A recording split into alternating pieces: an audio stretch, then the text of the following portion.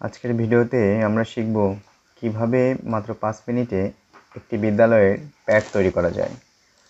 Pad তৈরির প্রথমে আমাদের একটি মাইক্রোসফট ওয়ার্ডের পেজ নিতে হবে। সেখান থেকে আমাদের প্রথমে করতে হবে পেজ সেটআপ। একটা পেজ সেটআপ করার জন্য আমাদের পেজ লেআউটে যেতে হবে।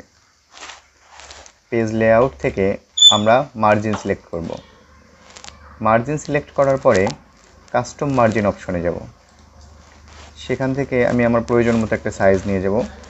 প্যাড তৈরি করার জন্য আমরা টপে রাখব 0.5 এবং আমরা বটমে রাখব 0.6।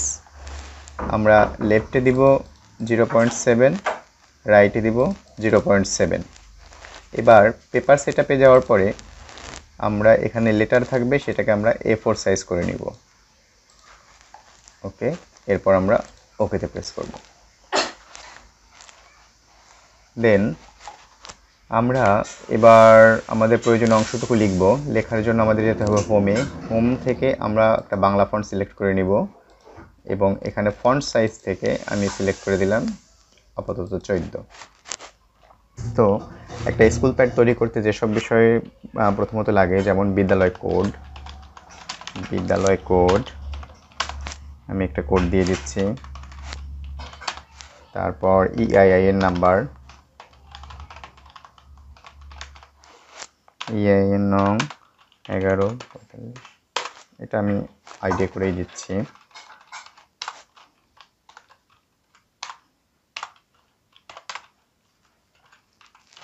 এরপর NPO কোড,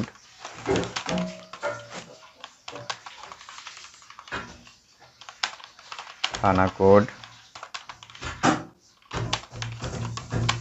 জেলা কোড। এবার বিদ্যালয়ের নাম লিখতে হবে।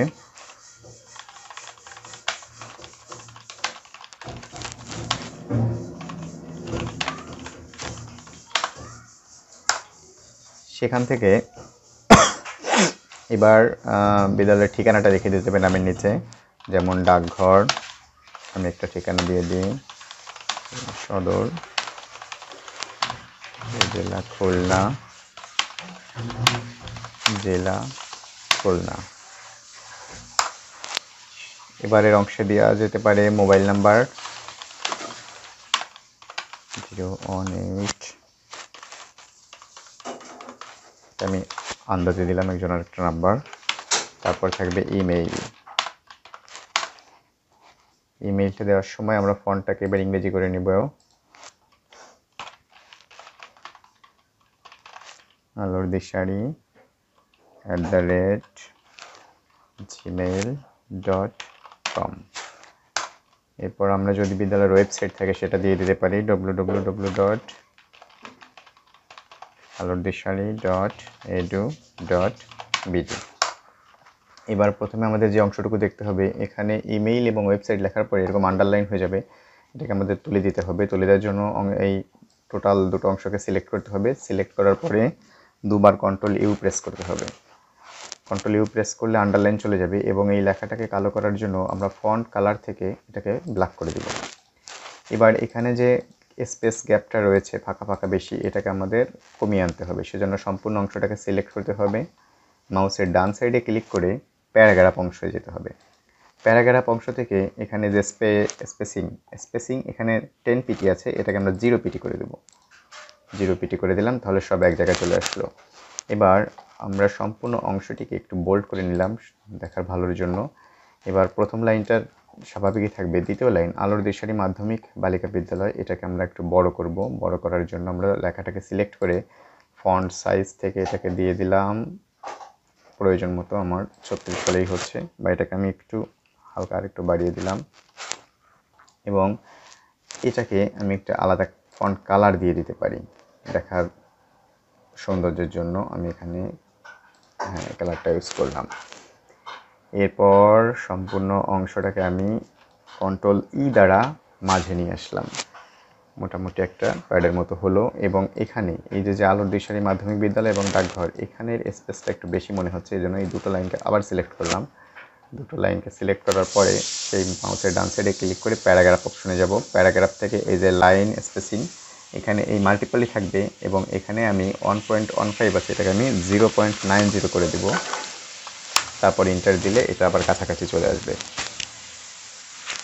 এবার আমাদের যে জিনিসটা দরকার সেটা হচ্ছে একটা লাইনটা টানার জন্য আমরা ইনসার্টে যাব। ইনসার্টে যাওয়ার পর শেপ থেকে এই একটা লাইন নেব এবং এটাকে মাউস প্রেস করে টেনে দেব। হয়ে গেল আমাদের লাইনটা। না, এই লাইন অংশটাকে এখন বড় করতে গেলে শেপ আউটলাইন থেকে আমরা চলে যাব উইজেটে ক্লিক দিব এবং এখান থেকে একটা মোটা শেপ নেব। আমরা প্রয়োজনে এই লাইনের অংশটাকেও আলাদা কালার করতে পারি। এবার নিচে আরেকটা লাইন আমরা লিখব, সেজন্য এটাকে আবার একটু উপরে তুলে দিলাম। এখানে আমরা একটা বিষয় লিখব, সেটা হচ্ছে ফন্টটাকে একটু বাংলা করে নিই। এখানে লিখব শাহরুখ নং আর তার ডান সাইডে লিখব তারিখ। শাহরুখ নং এবং তারিখ হয়ে গেল। আমরা দুই সাইডে রেখে দিলাম। একটা বিদ্যালয়ের প্যাড তৈরি হয়ে গেল। এবার আমরা প্রয়োজন মতো এই প্যাডটাকে সেভ করে নিতে পারবো। আমি এটা যদি ডেস্কটপে সেভ করি তাহলে যে ডেস্কটপ এখানে করে স্কুল প্যাড আমি লিখে একটা ফাইল নেম দিলাম। এটা আমি সেভ করে রাখলাম। এটা ইচ্ছে করলে আমি পিডিএফও করে ফেলতে পারি, সেজন্য ফাইল অপশনে যেতে হবে। ফাইল থেকে সেভ অ্যাজ থেকে এই একটা ফাইল নেম দিলাম, স্কুল প্যাডে ফাইল নেম থাকলো সেভ অ্যাজ টাইপ। এই টাইপটাকে আমি পিডিএফ টাইপ করে দিলাম এবং এটাকে সেভ করলাম। তাহলে এটা একটা পিডিএফ হয়ে যাবে সাথে সাথে।